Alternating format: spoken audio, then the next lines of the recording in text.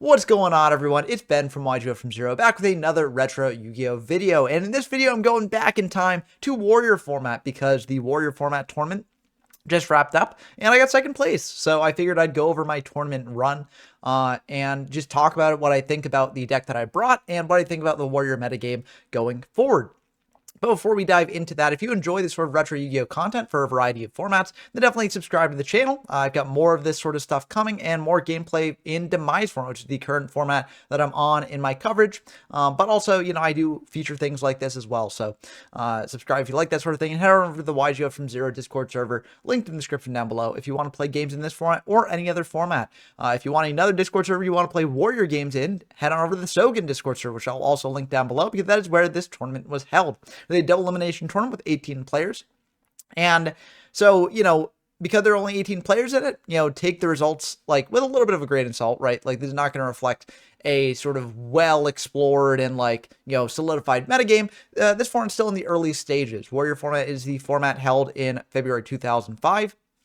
Earlier in the year from GOAT format, using a different ban list. It used the October 2004 ban list as opposed to the April 2005 ban list. And while the card pool is, pretty much the same as GOAT, there are some minor differences here and there. The ban list is the big thing, and it leads to certain decks playing very differently than they do in GOAT format, and it leads to certain decks that are very good in GOAT format doing a bit worse here. For instance, Chaos Turbo. Chaos Turbo is a deck that is like a little bit worse in this format for one reason or another, and that does lead to other decks being able to become more powerful. One of those decks is Reason Gate Turbo. I really like this deck. I just love like these sort of early combo decks where you just combo off in an era where that sort of stuff is not common. And so I like playing this deck in GOAT, but I actually think it's actually a lot better in Warrior format. There are a couple reasons for that. One, you have Change of Heart in the format, and Change of Heart can be used to take face downs and tribute them for Monster Gate and stuff. So it's not like mind control in that regard, which just gives you another tool to sort of turn on your Monster Gate. Another and a more important one, in my opinion, is Painful Choice. Painful Choice is actually a really, really good tool for Reason Gate. Because one, it sets up your chaos monsters, obviously. And two, if you want to hit a specific monster in your deck, and you've got a monster gate in hand and a card on field to tribute for it, then you can actually potentially send 5 monsters from your deck to the graveyard to leave only 1 monster left in your deck and guarantee that you hit that card. Another reason is Magical Scientist is legal in this format. Scientist can just be used to, bring out something like a 1,000 Restrict, suck up your opponent's monster, and then you can potentially tribute that for a monster gate as well. So Scientist is very good in this format too for this deck. And there's just a lot of different things that you can do with this deck. So I think it's really, really cool. I'm not going to go like super in depth into my list here because, I've featured this deck on my channel in the past. I think the only change I made between this deck and the last deck I brought to this tournament is the Scientist. I had a Parshath in here instead, but I think Scientist is a much more versatile card, even though it can occasionally hurt to hit off a Monster Gate or Reasoning. But it still is a very good card, so even if you hit it off those, you're not too upset here. But I took a lot of inspiration from this list for Reason Gate players in GOAT format and what they do with their chaos stuff. Like they got BLS, Triple Sork, and also Monster Reincarnation to get them back after they mailed off Monster Gate Reasoning. For the other monsters here, we got Blowback Dragon, Jinzo, Demok. The Magical Scientist is unique to Warrior, but then Triple Crane. So, pretty standard stuff. You could also play Fusilier here if you wanted to. But I didn't really feel the need to. For the spell, we get Card Destruction, Chain of Heart, Comfy. Triple Dimfuse is really good. You want to bring it back off Demok. You want to use it to combo with your other stuff, so it's a very, very good card. True Nade and Heavy Storm to blow away your opponent's back row and, sort of insulate your plays. Triple Monster Gate on Monster Reincarnation to bring back your Chaos monsters. Painful Choice, as I mentioned before, it's really, really good in this deck. Pot of Greed. Pre-mat to bring back your monster from grave. Triple Reasoning here. This can be awkward if your opponent calls the right thing off Reasoning. But in general, this is part of the heart and soul of the deck along with Monster Gate. We got Triple Scapegoat to fuel our Monster Gates. We've got a Snatch Field to take control of our opponent's stuff like Change of Heart, a Forceful Sentry, and Upstart Goblin to dig deeper in our deck, a Call the Han to bring back our stuff, Triple Raigeki Break because you do occasionally need removal in this deck. For instance, if your opponent lands a Wanghu or a Kaiku or something like that, and you need to pitch a card from hand to pop it, this can be very good. It can also set up your graveyard for Chaos plays. It can also set up your graveyard for, Call the Haunted, Premature Burial, etc. So I think Raigeki Break is very good. We got a Ring of Destruction as well to blow up our stuff and our opponent's stuff to deal out lots bit of damage or just act as removal. For the side deck's a bit messy, I think. I think I can definitely change this in the future. So I sort of have a hodgepodge of things here. I've got double True Nade and MST and double Dust Tornado for more spell and trap removal. I've got triple Royal Decree for trap hate, triple Piggy Circle of Enchantment for burn decks, ATT to blow up the board for more aggro decks, Ceasefire to burn our opponent if they're on a flip focus strategy, and that does it, yeah. And double knock as well if I know I'm going second, and we're up against a deck that sets. There's a lot of decks in this format. So I do think that this side deck is more teched out to face Go Control, which was sort of like viewed to be the best deck going into this format, so I expect to see a lot of it. I didn't actually see a ton of it. I saw more of Warriors, which we'll get into in the matches that I go through. But I think in the future I might add some things like maybe some Sacrifice to Armors or something like that to just, you know, have more aggro hate, because I did find that in some games my opponent would just land a Kaiku or a Wanghu, and I'd just be sort of up the creek, and I couldn't do anything with that. So that does it for the main side. View deck, I mean, it's mainly here for Scientists. We're not playing Metamorphosis or anything here. But the main science targets that you should really know about are Darkblade the Dragon Knight, which can banish your opponent's stuff. Yeah, it is level 6 or lower, so Darkblade the Dragon Knight, which can banish your opponent's stuff from grave. Dark Ball the Terrible, which can negate their monster effects. We got Dark Flare Knight. Generally, you go into Darkblade, but this can potentially come up in weird scenarios. Darkfire Dragon at a level 4. Dragon's Weak Knight as a level 3. They can get rid of things like Gravity Bind and Level Limit. Phoenix Bow Dragon negate targeted traps and flip effects. Guiltia as a light. So if you need to get a light in grave, you can bring this out, monster gate away, and then have a light there. Master of Oz is just here for fun. Can't bring this off Scientist, but it's neat. Reaper on the Nightmare to just have a good level 5 to, I mean, I don't know. This thing is not really that useful in this deck because you're only bringing off Scientist, but it's still cool to have. And maybe there's some weird cases where you bring it in. Ryu Sentry here to negate normal traps. This is one of the more common options that you're going into off Scientist. Robo Lady and Robo Yaru are just here because they're level 6s. Maybe they come up at some point. Last Warrior, I mean, you're never going into this, but it's nice to have in the deck. And 8,000 Energy Strike. And then a 29th Thunder Dragon just for spice. But yeah, so let's dive into the games and actually see how my tournament run went, and, you know, sort of analyze where this deck lies in the metagame. Okay, our first game is up against Clemens. I'm got a lot of these to cover, so I'm not going to go like super in depth here. I'm just going to fast forward and sort of talk about my plays, but they were on a burn deck. I mean, burn has done well on some of the Warrior events in the past. Again, all these Warrior events have been pretty small, so it's unclear what the meta is.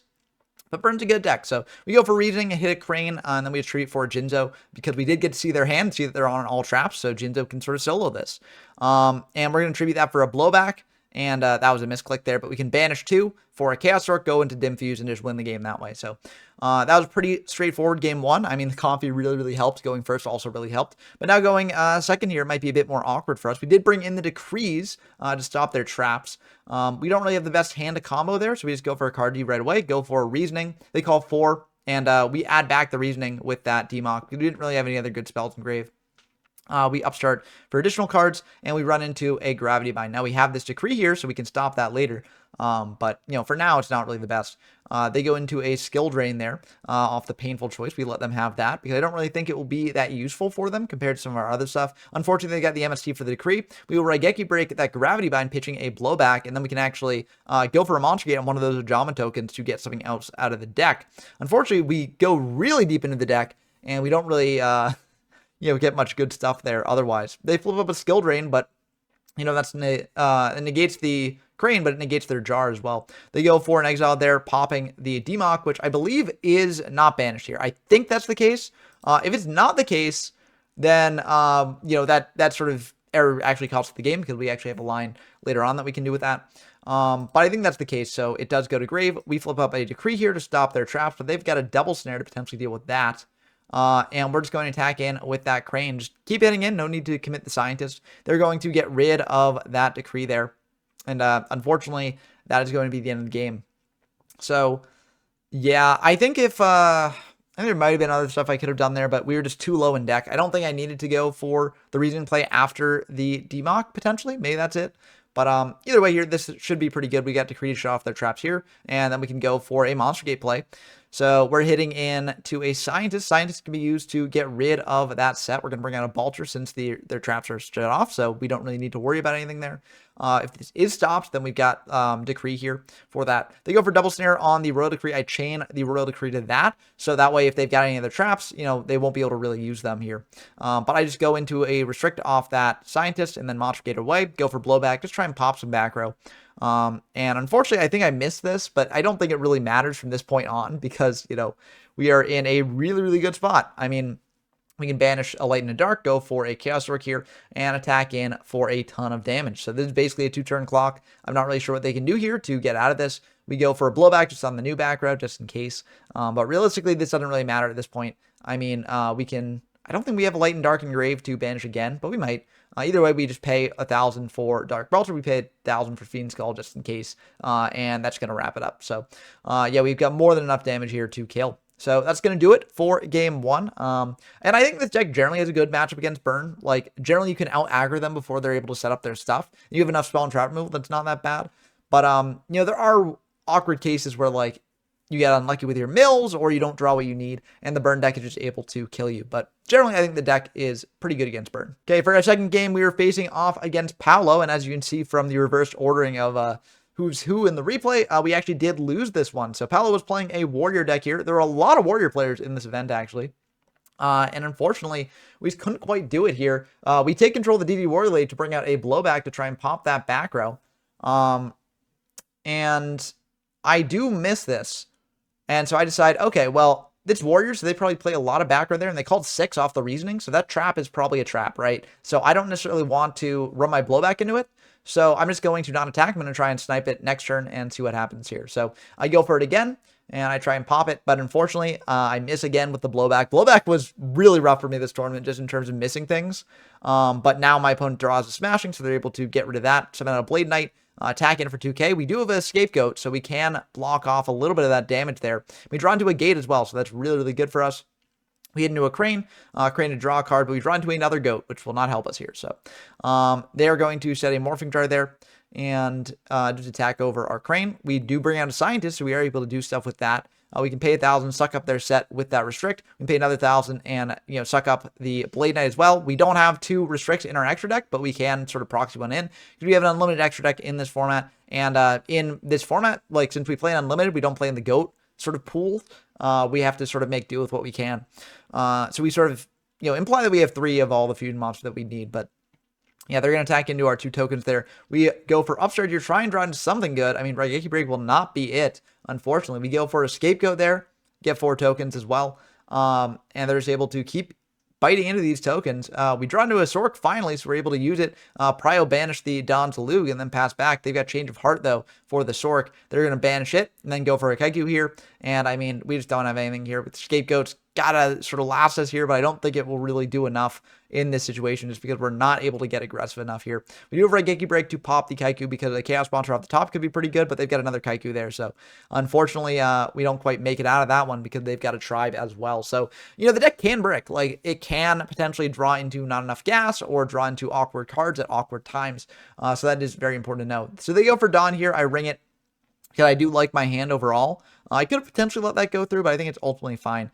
They go for a pre-mat here to bring back the Dawn. Then they summon out a Wang who attack in for 31. Now, I am taking damage from the Dawn, but I think overall our hand is actually pretty good for dealing with this. We've got Change of Heart plus Monster Gate, and so as long as we keep like one of those 2, or actually both of those 2. I mean, Change of Heart would be the worst thing to lose because we could potentially change the Wang Hu and attack into the Zalug there. But yeah, as long as we like keep a relatively good hand, we got a lot of things that we can lose. We can lose the Sork, we can lose the BLS, we can lose the Reincarnation, we can lose the Trunade. We just need to really keep the Monster Gate Change of Heart combination there. But unfortunately, they do indeed hit the gates, so we do lose that. And Change of Heart on the Wang Hu will at least deal with the Zaluk, so at least we do have that. But overall, this is not looking good for us. We go for Comfy, and we do not have a way to deal with what they've got. So that's just going to be the end of the game. So yeah, unfortunately, you know, if the deck doesn't draw its good pieces, you can definitely lose, but that's the nature of the deck. It sort of gives and takes, right? And so in this game, it definitely took. We got match 3 against Jim Bob here, and being knocked down into the loser bracket is always rough in a double elimination tournament like this because you have to win a lot of games to actually make it to the finals, and then if you make it to the finals, then it's not really looking that good either there. But, you know, I think ultimately we're just playing to have fun and try out what we can do. So they're going to attack in with a spy, and a warrior lady, but I do just take 1 spy attack and then go for the scapegoat to stave off some damage here. You might wonder why I didn't do this for like all of them, but if they've got like 1 removal spell as well to deal with the last token, that would be pretty bad for us. I don't think that they have 2, but I mean, they might. It could have turned out pretty bad for us if they did have 2, but I'm just going to take the risk there because I don't want to take too much damage because I do like Dim Fuse plays to go off, but I'm going to go for tribe, pop our entire board, attack in for 16, and that will go through. We draw into a Jinza. We're just bricked. We don't have any Darks and Grave to fuel our stuff here. They do have Dawn, though. So Dawn, if it 3/4 chance of hitting a Dark. Unfortunately, they hit the light, and that is, I mean, that is just really bad for us here. We do have Reasoning, so we can go for Reasoning here. They do call 6. And that does get a Dark Engrave, so now we can go for Chaos Plays here. We tribute off that Crane for a blowback. We're going to target the tribe just to hopefully get it off the field. But unfortunately, I believe... Okay, looks like we might hit. Nope, we get Tails again. Okay, so, I mean, that's just been the story of this tournament here, unfortunately.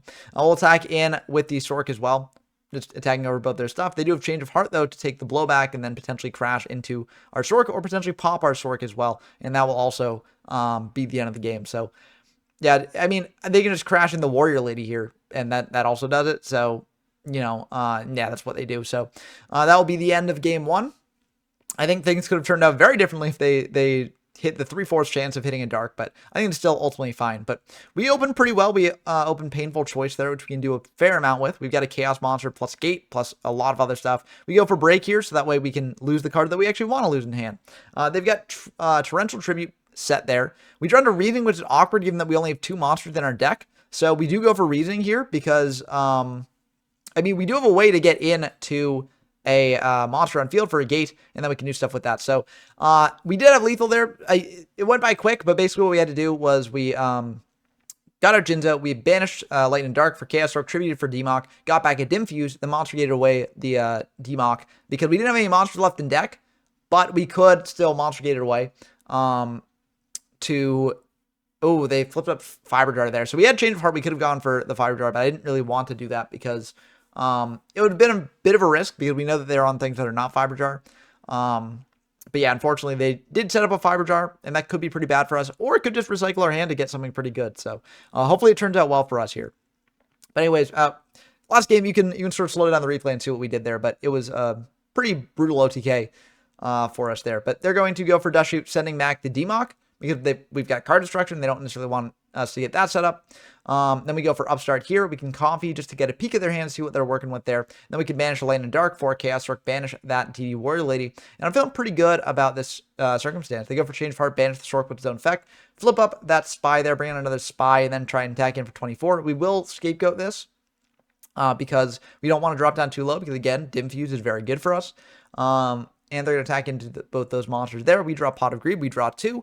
Heavy, we're just going to drop it because now we can go for Premat here for the blowback, try and pop that set that they've got there, and try and clean up the board state a little bit here. So we don't necessarily want a Heavy while we've got Premat up. This time, we don't hit again. So blowback has just been missing the entire time. It's a 50-50 chance of hitting or not. But it just has not been going well for us here. They're going to set a Serpent, pass back to us. We go for a blowback there.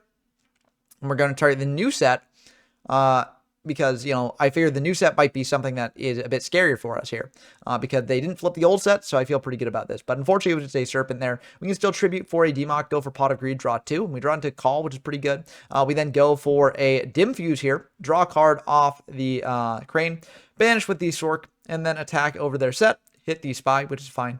And then we attack in for 16. So this is a really, really good board. There aren't many things that deal with this. No Lightning Vortex out yet. So, you know, we feel pretty good about this. We go for a Crane there, draw a card, and then we just switch the Sork to defense in case they've got Mirror Force. But this should be the end of the game. And yeah, that will indeed be... Okay, they've got Scapegoat, so not quite the end of the game. But we can banish a token with the Sork. They're going to go for Tribe here, Call Spellcaster, so they're able to get rid of those. But we can go for Call here for blowback to try and target their back row there, just to clear it out of the way, and potentially go for Lethal here. So we do heads, tails, and then tails. So unfortunately we missed that, but we're still able to just attack over that Tribe and then attack into the rest of the board. And feel pretty good about that. We set a Scapegoat there. They add back the Serpent for standby. They go for Call targeting Tribe, so that way they're able to clean up the board a little bit, hitting that machine. And then they set a Fiber Jar, hoping that is enough. Unfortunately for them, it will not be enough. We can banish that Fiber Jar there, go for a Darkblade the Dragon Knight, attack into the Tribe, and then attack in for lethal. So that will be the end of that game. So first game and Losers Finals, or not Losers Finals, but Losers Bracket went pretty well for us. Shows the powerful combo potential of this deck when you can actually pull it off. This game it was kind of an awkward start for us. We didn't necessarily draw the best, so we just passed back to our opponent. We didn't commit anything because we liked the stuff in our hand relatively. Just wasn't really anything to do with it. So we got to change part of their thing, Monster Gator away, and unfortunately we hit the Scientist, which is kind of like the worst thing to hit in that scenario. And they're able to clean up the board nicely with a tribe. We're able to go for Crane and then snatch the tribe, attack in for 16, but they ring that, so now they're, if they draw into MST or something, they can get back the tribe and do stuff with that. But creature swap also works there, so they're able to attack over their own Magician of Faith with the tribe. Luckily, we do have gate shenanigans here, so we can gate away that Crane for a Demock. I mean, that is just lethal on board. So, yeah, I mean, sometimes the game just wins. You know, like, this deck is absolutely nuts when that does happen. But you do have to deal with these sort of subpar hands that you do occasionally get. Luckily, this hand is not one of the subpar ones, I don't think. I mean, it depends on what we hit off reasoning, but unfortunately, they do call right. We can still knock their set and then set a Scapegoat to set up for, like, Monster Gate plays. They will be able to send back our call there, but we draw into BLS, so we're able to banish that set, then set a ring. They do have exiled for that, so they're able to get rid of this, but that's a light engrave, so we're not too upset about that. They go for tribe here. We do have to ring that because if we scapegoat, they just pop everything in the end phase. Or not the end phase, but main phase too.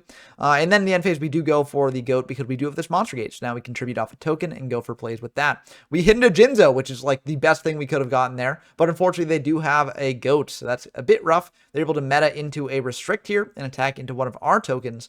But luckily, I think we do have ways to deal with this. Pre-mat here for a BLS. So that way we can banish the restrict and pass back to our opponent. They're able to go Rhoda into a Warrior Lady to attack into the BLS there. They do take 15 from that though, so we are perfectly fine with that. We go into a Scientist there, and we just clean up the board with a Guiltia. They attack over our Scientist with the Breaker, but we got Snatch to take control of that and then pop their back row just in case something. It's just a Sakuretsu. We go for Reasoning here, and they do call incorrectly, so we're able to get out a Blowback, go for 3,900 points of damage, and then pass back to them. They do gain 1,000. They're able to go for a Tsukiyomi, which they then attribute off for a Darkfire because Darkfire can actually get over the blowback. But we're able to go for a Dim Fuse here, bring back the BLS and the Crane. Painful does open up some options for us, but I don't necessarily want to use them right now. So I'm just going to set the Painful.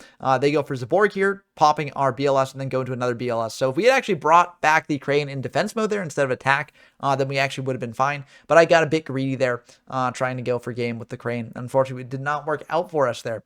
So, yeah, we go for Painful here, so we're able to send 5 monsters, so that way we can set up our plays here a bit better in the future. We go for Tornado here, try and bounce back everything. Unfortunately, they chain Goat, so that will sort of stop us a little bit here, but I actually think we can set up a play here that actually wins us the game. We go for Double Banish to bring out Sork and BLS, go for a big Dim Fuse to get 2 draws off Crane, Banish with the Sork Banish with the BLS, Tribute Summon out a Demock here, Monster Ring to get back the BLS to banish 2 more, and now we can actually attack with that. So we attack over the DD Warley with the Crane, attack into one of the other tokens with a Crane, and then attack directly with the BLS here, and so 3,000, 24, 28, that will indeed be lethal. So that definitely shows how crazy the OTKs can be here, and it does show the power of the deck when it does draw really well. Next match we had here was against Hylian 93, who is on Warriors. And this is on paper a pretty good matchup for us. I did have some difficulty with some Warrior decks throughout the tournament, which you might see in the future. But we unfortunately whiff off Reasoning, but we do have Call the Honda to bring that back when they go for an MST, so we're able to draw a card off that. We go for Reink to bring back the BLS here. They go for Solemn on the BLS, but we've got Dim Fuse here, so we can bring out a Crane and a Blowback, and this is going to be pretty good for us. We can try and pop that set card there, and I mean, this should be probably the end of the game here. We flip up a Heads and a Heads. Okay, so we actually hit it, hitting another Solemn. We contribute for the Demock, getting back this Change of Heart, and that'll just be the end of the game. Even if it was not a monster that could kill them, albeit Monster Gate, that we could then tribute off for and get something that could guaranteed kill them. Although maybe Scientists would have made things awkward for us there. But anyways, we go for a Monster Gate going into a Jinzo. I mean, it's really good if there's all traps in the back row. So I feel pretty good about this. We set a Raigeki Break in case they're able to out the Jinzo, but they just set 1 pass back to us. We summon out Crane, attacking it with the Jinzo. They get back Pot. I mean, that's really good for them. But hopefully we'll be able to set something up here. So they go for Forceful, send back the BLS, which I think makes a lot of sense. They go for Pot as well, draw 2. And they go for a Kaiku here to attack over our Crane. So they will be able to attack over the Crane. They set 1, pass back to us. We attack over the Kaiku here. It's a bit awkward, puts Light and Dark and Grave for them. But they got a Snatch here to take control of our Jinzo anyways. And now they're able to attack in for, I think this might be lethal. No, not quite lethal, but they're able to banish the Jinzo off the Sork. They go for Dust Tornado, try and hit our back row. We go for Break, pitching a Dim Fuse because we got a second one there. And then we go for the dim fuse there. They got the solemn, so that unfortunately will not work out for us. So we go into game 3. I did bring in the decrees because they're on a very, very trap heavy deck, but unfortunately we draw into our traps as well for that. So that is one of the flaws with this. We go for Raigeki Break pitching a Sasuke because we're going to flip with this decree and try and get it active. Unfortunately, we hit a scientist off the reasoning, which is not going to be the best for us. That Kaiku also causes us problems because now we can't use banishing a light and dark to go into a chaos monster. So they go for MST. They hit one of our decrees, but we got another decree. They will banish 2 off the Kaiku, attack in with Warrior Lady, and things are not looking good for us. We do have this break, but it's dead under decree. So this is going to be really, really rough for us. Very tough to come back from. Painful choice, though. Can do it. So it's going to be a tough painful. I'm going to pause on this painful because it is a painful choice, but I think these were the 5 best cards that we can send. So Pot of Greed draws us into something that we can potentially deal with this. They're probably not going to give us Pot. Card Destruction draws us the same amount as Pot of Greed and also pitches our Chaos Orc, so we draw into another Chaos Monster, potentially that's online if we clear the Kaiku.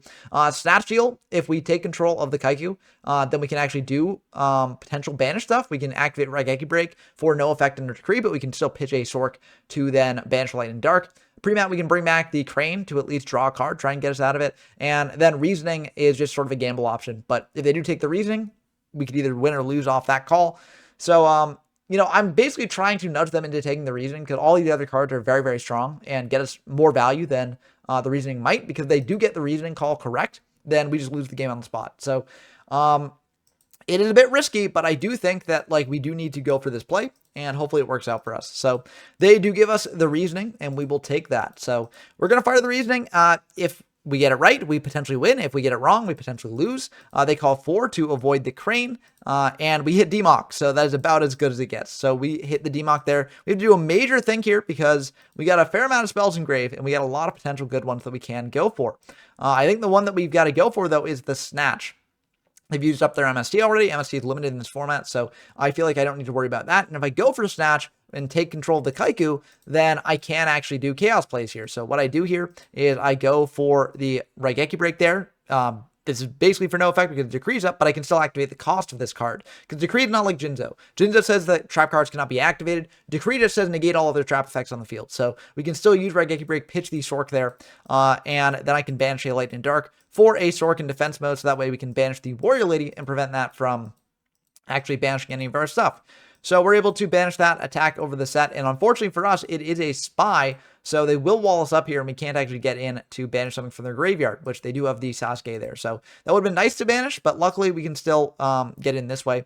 So we just attack in with the Sork over that spy because it's going to get banished off the Kaiku anyways, and then we attack in with the Demock there. So I drew in another trap. That's not really the best for us. That is the downside to playing Decrees, that occasionally draw into the trap side of your deck, even if you're hitting a deck that is very trap focused. But actually, we are able to potentially win this game. They flip down the Demock to take less damage. They have to smashing the Sork, and then that'll be it. So actually, the Decrees actually did save us because they did have Dusts for the Snatch Steal if we didn't have Decree up. So, yeah, we were able to win this game on the back of the Decree, even though it was very awkward for us. And it did come down to a gamble in the end, but it was a gamble that paid off. Okay, we got our next game against Lalo, so we're pretty deep into the loser's bracket. I'm starting to think, like, maybe there is a chance that we make it to the finals. But this is a pretty rough opening hand, all things considered. They bring out a Sasuke here. We pitch the Crane just to get in Grave, because we do have pre-mat to bring it back if we need to try and draw a card.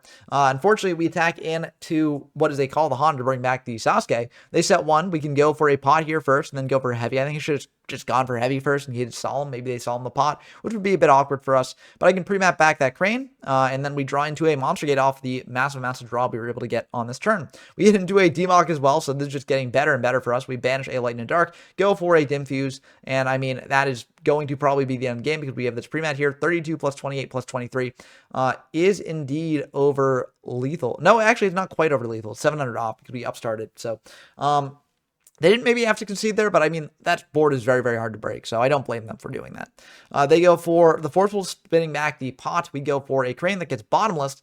Bottomless is a card I was not expecting in this matchup. Generally, I feel like Bottomless is really bad against this matchup because we play Dim Fuse. So, for instance, if we bring out Demock and they Bottomless it, we get back Dim Fuse, we bring out the Demock again, and we get another spell. So, I was not expecting Bottomless, and that actually really does cause problems for us here because this Crane is something we wanted in Grave for our Sork, and now we can't get it there. So unfortunately, that really did mess us up there. Also, you know, if if they had not banished the Crane and the Crane was in grave, what we would have done there is set everything except for the Dark Monsters in hand for the Chaos Orc to try and get set up, but unfortunately it did work out that way. They go for BLS off of a Painful choice after we copied them turn 1. Painful was one of the best things they could have gotten there. Now they're able to attack in for 3,000 and 1,800. Driving down to 2,200. We draw Dim Fuse, and listen, we've got no way out of this besides the Crane draw, so we just got to go for Dim Fuse, hope that we get lucky, because otherwise we're not winning this game no matter what. So if we don't get lucky here, it doesn't matter. We would have lost anyways, but if we do, then things can go very well for us. We get super lucky with that Snatch Shield. That is extremely good for us. We get to snatch the Dawn, and you might wonder, why am I not snatching the BLS? Well, the reason for this is I can distribute off both those for a Demock, get back Snatch Shield, and now I can snatch the BLS. So now I'll be able to attack over the Kaiku with the Demock there, attack over their Sasuke with the BLS, and then attack directly with the BLS. Now, I did consider doing something like, snatching the BLS, banishing it, just in case they draw MST off the top, but I think I'm at such low life points that at this point I can't afford to do that, right? I just gotta hope, the card they draw, not Breaker, MST, etc., and I just gotta hope that this is good enough for me. So I said heavy as a bluff because, there's not really a point not to. They grab Exiled Force off the Rhoda. They go for Exiled Force on the BLS, so they're able to get rid of that. And we go for heavy on the back row, summon out Crane, and that will be the end of the game. So, yeah, this was a very, very intense game. Now, I will mention that I do think that I only won this game because my opponent misplayed a little bit. And it's a minor misplay, because I understand why they did this. They banished the Crane off the Kaiku, and that turns on my Dim Fuses. So, if they hadn't done that, then, yeah, I wouldn't have been able to do the Dim Fuse play, and I would have lost this game 100%. However, they probably did that, I assume, because if I draw Premat, or if I draw a way to clear their Kaiku by, pitching the Crane, or not the Crane, but a Dark in hand to then go into Chaos plays, then they're in trouble, right? So I think the reason why they did that was the possible worlds where I draw into a way to either recur the Crane from grave, or I draw into something to set up my grave for Chaos and clear Kaiku. But I do think that it is a bit awkward to banish the Crane, because then my Dim Fuse is online. But I think that it was a reasonable play for them as well, because they had 2 monsters banished too. So they're like, well, okay, let's say they Dim Fuse, right? What's the worst thing that happens here? The worst thing that happens is they get a draw off Crane potentially, and then I get 2 of my monsters back. So they're not killing me through this Dim Fuse, right? So I'm still in a very, very good spot. But I do think that, when you weigh all the possible options here, I think it's less likely that I have a way to deal with Kaiku and set up for Chaos plays. And it's also less likely that I draw into a Premat than I draw into what is likely a 3 of Dim Fuse in my deck. But I think that's just Magic familiarity, maybe. So as the format becomes more developed, that play might not have happened, and I could have definitely lost this game. So that's just something that I want to put out there, not to sort of dunk on my opponent, because Lal is a very, very good duelist. And as I mentioned, there are reasons to banish the Crane. It's not necessarily oh, you definitely don't banish the Crane. There are reasons to do that. But I do think that overall, and this is not just results oriented, right? It's not just because I drew into the Dim Fuse, right? It's more just weighing the odds of what I have. And I think that in this style deck, it is more likely that I have a way to, use Dim Fuse here and potentially plus off that than I have a way to recur the Crane this turn. But, all that's to say that, I'm just saying that maybe this deck might not be as good as it appears on paper based on the results of this event, because with more testing, with more experimentation, I definitely could have potentially been knocked out at this point of the tournament. Okay, we've got the losers finals here now against Hoy. So whoever wins this goes on to face Aratos in the final match of the tournament. And they're just going to open with a L set pass. We've got heavy, so we can clear up that. We go for a reasoning. They call a 4, and then they call 8. So they just sniped both of our calls there. That is very unfortunate for us. Because the Demock would have been really good there. And given they called 4 first, I was like, okay, well, maybe they're just, sort of going to call 4 because it's the most likely option. But unfortunately, they did, call that right. And they're able to just beat in with these tomatoes every turn. I'm just going to let that happen. I do have this break here that I could fire, but as long as I'm not dropping down below Dim Fuse range, I'm fine with this. They set a card. I actually do go for a break here because it's rain destruction, and that's really bad for us because then we're under Dim Fuse range, right? But we draw into Sorks, so we're able to go for Banishing Light and Dark, going for Dim Fuse to bring back Demock and the Crane. And now we're able to go for Gate here to bring out another Crane. And now we can go for Reink to bring back Chaos Orc. And I mean, it's just well over lethal because we attack over the Tomato with the Demock and then attack in directly for a ton of damage here. So we were able to recover that one. If you give this deck time, it will potentially be able to just win the game out of nowhere. So it did work out pretty well for us there. So we're going to go into game 2, and let's see how we do. They draw into Newdoria, Dust Shoot, and Saku. Dust Shoot is pretty bad for us in this deck because you kind of want your opponent to not know what's in your hand, so that way their reasoning calls are less informed. But we are still able to knock and then bring out a Crane to just do stuff with. We go to Scientist here, suck up that set with the restricted, which I'm very happy about, because if we had gotten to Balter instead, they would have actually been able to deal with that. They go for Zalug, pitching the BLS, which is not what I wanted to see. I would have liked to see the Sork gone, but I mean, this is still ultimately okay, because, you know, if we get Light Dark setup, we do have a Chaos Monster, right? I just choose to attack him with the Cranes, even though with Sork and Ring, that would potentially be lethal, because I'd rather use Sork to get off its effect in case that sets something like Mirror Force or Saku or something like that. So I hold that in hand. I go for Ring on the Tribe, and then I go for Heavy on the back rope. Heavy was basically the perfect draw there, because now I'm able to go for the Sork and just guaranteed lethal them through that. So worked out very well for us there. I did get some lucky draws this game, but again, I think this deck is very, very good at taking advantage of the luck it gets, right?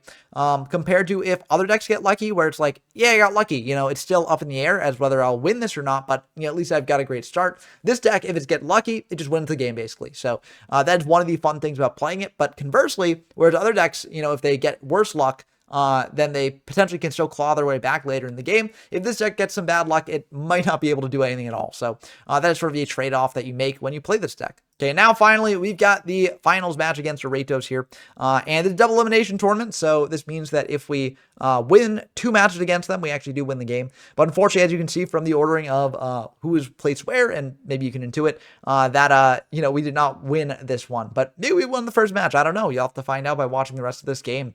So we unfortunately attack into a Warrior Lady. They're able to summon out this Kaiku here and then use the call to bring back the Don's Luke that we hit out of their hand. They just had all spell and trap removal. I was trying to bait out the MST by setting the call there. I knew they had spell and trap removal.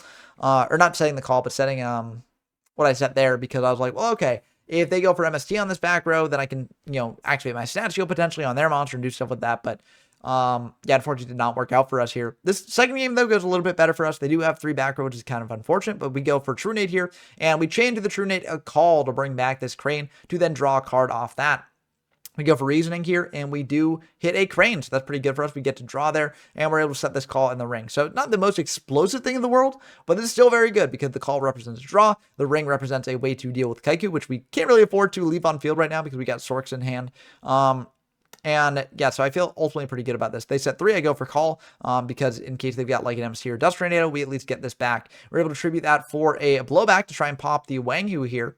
Just to turn our Scapegoats online, also because we're going to go for Heavy to blow up their back row, so we don't really feel the need to pop their back row. But that does go through. We go for Heavy, they go for Solemn to stop that, and then we're just able to attack over the Crane. We could have extended a bit further, but I'm fine just going for this, especially if we could get Break and Scapegoat set. We'll take the 16 here. I maybe should have just fired the Scapegoat there to block off damage, but I think it's fine. We're still above Dimfuse range, so that's all I really care about. And we're gaining 1,000 this turn anyways. So we're going to Raigeki Break to pop the set monster, then go for a Gate on one of the tokens to bring out Demok. That will get met with a TT here, but we can banish Light and Dark for the Sork, and then pre-map back a Crane to be lethal damage. We're going into that all-important game 3, and hopefully we'll be able to pull this one off here. It's a pretty good hand, all things considered, but they've got double Dust Shoot, so that's going to complicate things a bit. They're able to shovel back that Crane, which I think is the right choice, because we got Monster Gate to potentially take advantage of that.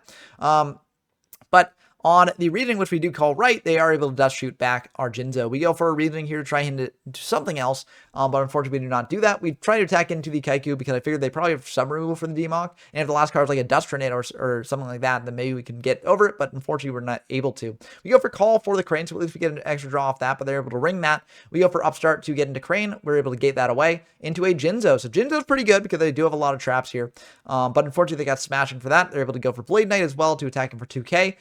We draw a card D, so we have to pitch that True Nade, but unfortunately we just draw into a Heavy Storm, rode against the Warrior Lady, and that should be the end of the game. So unfortunately we are not able to pull it off here in the end, but you know, we made it very, very far in the tournament, and I do think this does show that the deck has some legs, right? Again, it's a very small event, so, you know, for bigger events, this sort of deck doing well is a better indicator, but I do think that this deck has some unique advantages compared to GOAT format. In Warrior format, things like Change of Heart being legal help this deck a lot. Things like Painful Choice help a lot as well. So there's some interesting sort of things that you can do with this deck that you can't do in GOAT, and I really find it a blast to play. So very, very cool stuff. And I look forward to seeing what people do with this deck in the future. Let me know what you think I should do to change this deck in the future, or whether this video convinced you that this deck was good or bad, or whether you want to play it or not. I always look forward to our discussion in the comments down below. As always, big shout out to my patrons, Rinspin, Porkchop, Brendan Docker, Tyler Compton, GeoMyFS, Dumpstruck, and Scout Zero. It means a lot that you all support me this way and encourage me to make more videos like this in the future. I hope you all enjoy as always. Until next time, I've been Ben from YGO from Zero, and I'm signing off.